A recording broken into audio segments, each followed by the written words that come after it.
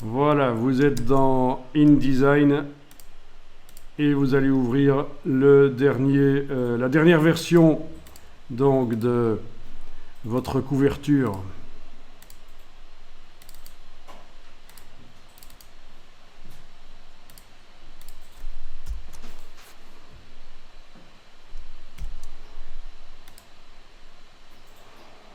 Ok. Mettre à jour les liens modifiés.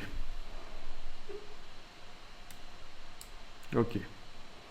Oui, parce qu'on avait déplacé le dossier, on avait fait une copie en fait. Donc le chemin n'était pas tout à fait identique, mais il a quand même trouvé donc les liens. Donc il vous propose de mettre à jour les liens à l'ouverture. Ok. Alors on va passer sur une deuxième page. On va aller faire une deuxième page.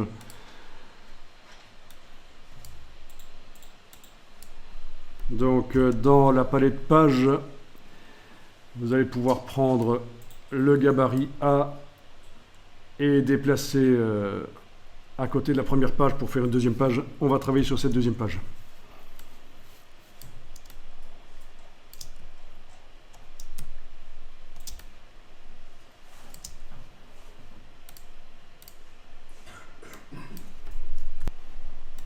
Alors, sur quel calque est-ce qu'on travaille là? Apparemment, voilà, on travaille sur le calque texte et image. Le calque fond décoratif doit être verrouillé, fond salissant aussi. On travaille sur le calque texte et image sur la page 2 donc. Alors ce que vous allez faire, c'est que vous allez importer votre image là-dessus. Donc vous allez la chercher.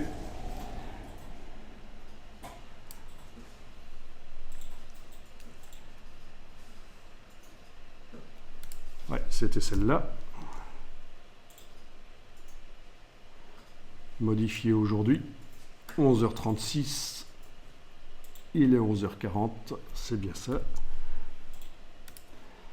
Vous le tracez sur la page. Cliquez, glissez. Voilà.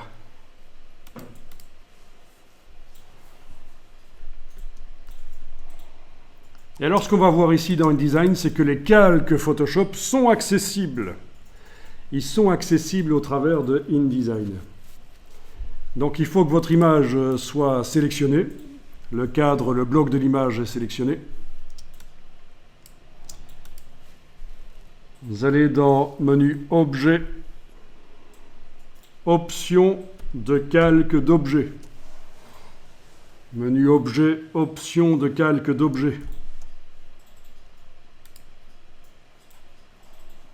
Et là, qu'est-ce que vous trouvez? J'agrandis la boîte pour voir tout. Par la petite case en bas à droite là. Voilà. Vous avez une case aperçue que vous pouvez cocher, évidemment.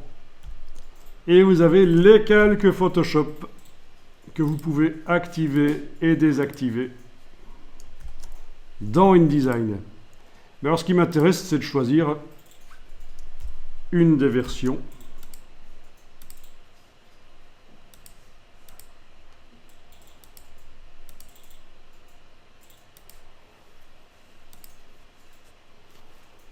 Ok, je vais choisir ça par exemple. Oui, ça n'indique pas de quel type de calque il s'agit. Je vois pas que si c'est un calque de type teinte saturation ou courbe de transfert de dégradé. Est-ce que ça a vraiment de l'importance? Si ça a de l'importance, il faut le mettre dans le nom du calque dans Photoshop. Ok. Donc ça c'est intéressant. Vous pouvez avoir dans Photoshop, non je veux dire dans InDesign, vous pouvez avoir accès au calque Photoshop. À quoi ça peut servir? Eh bien vous pourriez faire par exemple ceci. Je vous montre, ne le faites pas.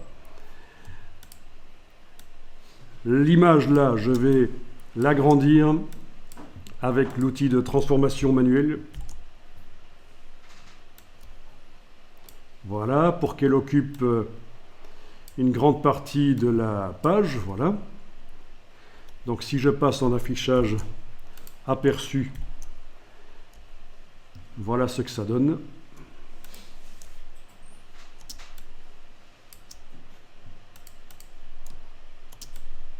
Ok. Je pourrais amener la même image, aller la rechercher et la mettre là.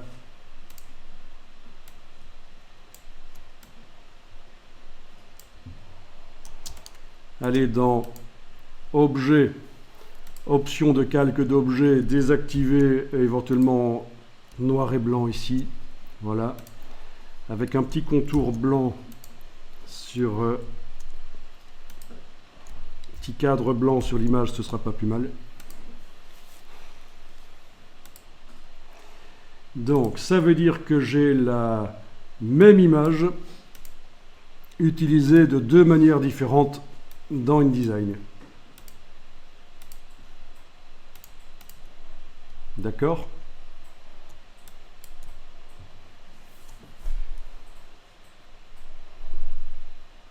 Ça veut dire que si je fais une correction sur l'image dans Photoshop, ça va se répercuter sur les deux images, en fait.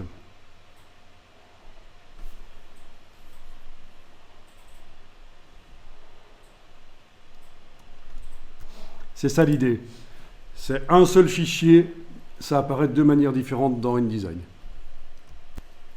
Alors vous pouvez enregistrer déjà cette version-là du document InDesign.